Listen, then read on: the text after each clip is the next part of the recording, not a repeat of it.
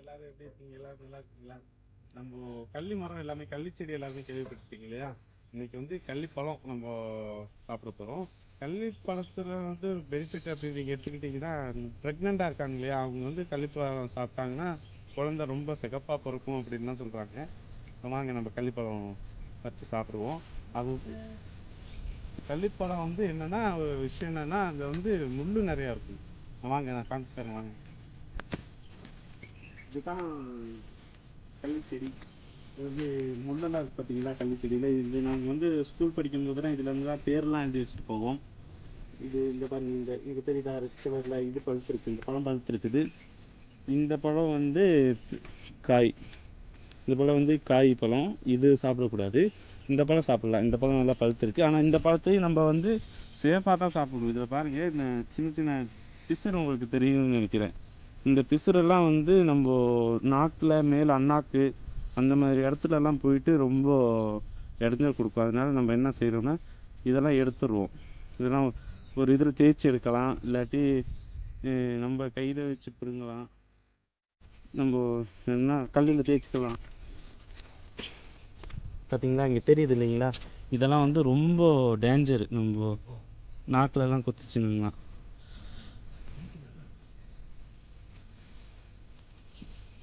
தேய்ச்சாச்சு.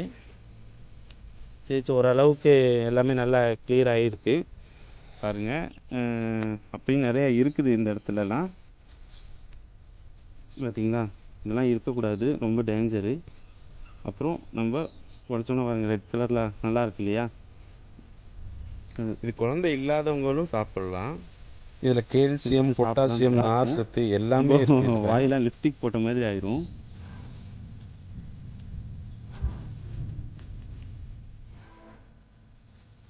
டேஸ்ட்டாக இருக்குது.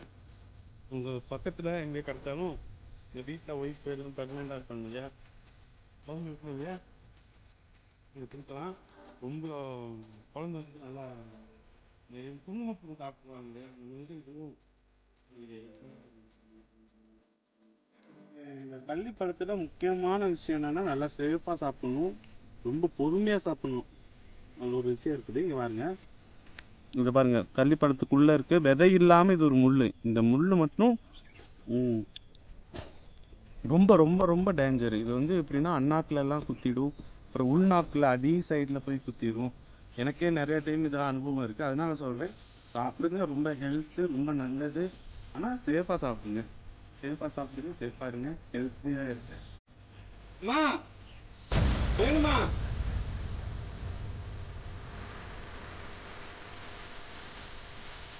ஆனால் இந்த பையன் நல்லா குத்திடுச்சு முள். எடுக்க தெரியாமல் எடுத்தார், குத்திடுச்சு.